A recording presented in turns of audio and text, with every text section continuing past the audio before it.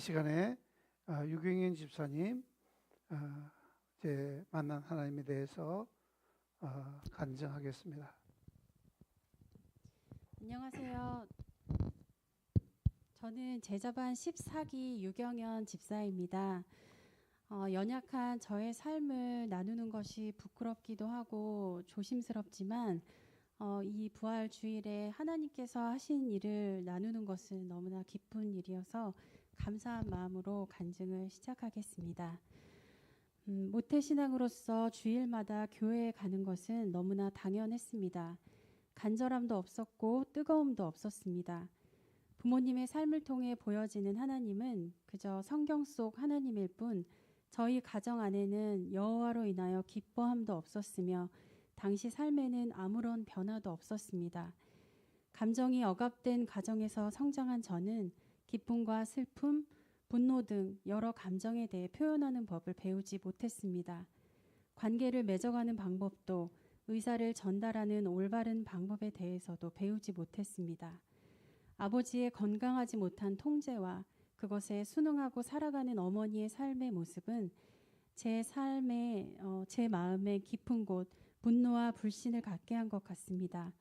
어릴 때에는 그것이 옳은지 그른지 구별조차 할 수 없었으며 벗어나는 방법 또한 알 수 없었습니다. 그런 형편으로 세상 밖으로 나와 세상과 사람을 알아간다는 것은 너무나 두렵고 막막한 일이었습니다. 예수님을 지식으로만 알았지 살아계신 그리스도를 만나지 못한 저의 삶은 헛된 것들의 에너지를 허비하며 살았던 것 같습니다. 그런 상태의 저를 주님께서 만지시고 본격적으로 다루어 가시며 무지한 저를 이끌어내기 시작하셨습니다. 첫 출산 일주일 전 얼굴에 마비가 왔습니다.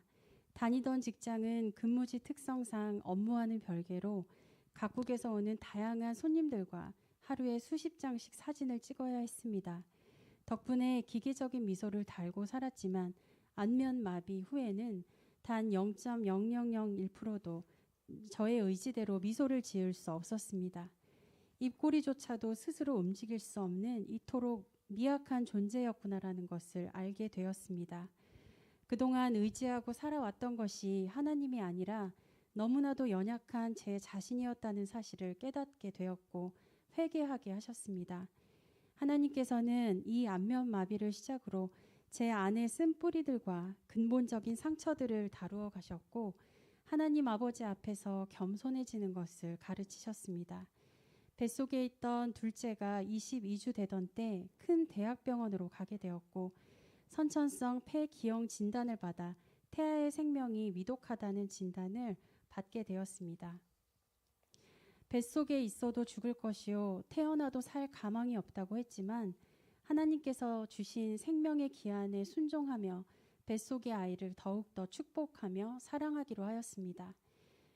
저의 안면마비 때는 낫게만 해주시면 다시 웃을 수 있게만 해주시면 등등 많은 조건을 달았지만 자녀의 생명의 문제 앞에서는 그 어떤 타협도 할 수가 없었습니다. 그때 하나님께서 저에게 요구하신 것은 오직 단 하나, 믿음이었고 그때 은혜로 받은 믿음은 하나님께서 저에게 주신 가장 크고 귀한 증거요, 상급이 되었습니다. 믿음이 없이는 하나님을 기쁘시게 하지 못하나니 하나님께 나아가는 자는 반드시 그가 계신 것과 또한 그가 자기를 찾는 자들에게 상 주시는 이심을 믿어야 할지니라. 그리스도시며 참 부모이신 나의 주님을 인격적으로 만나고 나니 하나님의 자녀로서 누리며 살지 못했던 수많은 억압과 통제들을 분별하게 하십니다. 모태신앙으로 믿음의 유산을 전해주신 부모님께는 너무나 감사하고 있습니다. 그러나 육신의 부모님을 통해 보아왔던 저의 영과 육은 강하지 못했습니다. 이제는 살아계신 하나님께서 저의 참 부모가 되셨으니 그분의 형상을 닮아갑니다.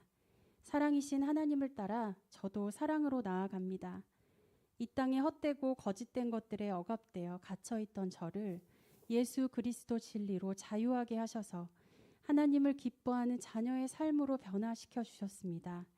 하나님께서 저의 삶에 행하신 놀라운 이 사랑은 머물러 있지 않고 흘러갈 것임을 선포합니다. 하나님께 감사와 찬양을 올려드립니다. 이것으로 저의 간증을 마치겠습니다. 감사합니다. 감사합니다.